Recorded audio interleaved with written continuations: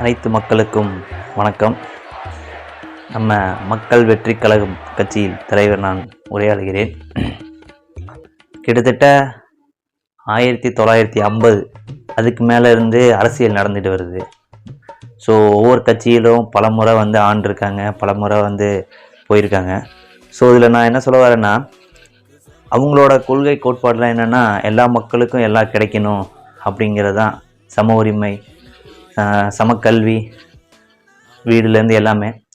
So ஆனாலும் அன்னையிலேருந்து இன்றைக்கி வரைக்கும் எல்லாருக்குமே சமமாக கிடச்சிருச்சா அப்படின்னு நான் ஏஐகிட்ட போய் கேட்டேன். அப்போ அந்த ஏஐன்னு சொன்னிச்சுன்னா ஆமாம் அப்படிங்கிற மாதிரி தான் சொன்னிச்சு. பட்டு நம்ம ஏதாச்சும் அரசியல் ரிலேட்டாக கேட்டாலும் அது சொல்லாது சரியா. ஏன்னா அதையுமே பயமுறுத்தி வச்சுருக்காங்க.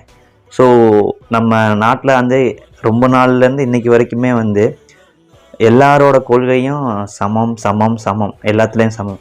ஆனால் நம்ம எடுத்து பார்க்க போகும்போது எந்த ஊர்லேயுமே ஒவ்வொரு ஊர்லேயுமே ஒவ்வொரு வீடும் ஒவ்வொரு குடும்பமும் சமமே இல்லை.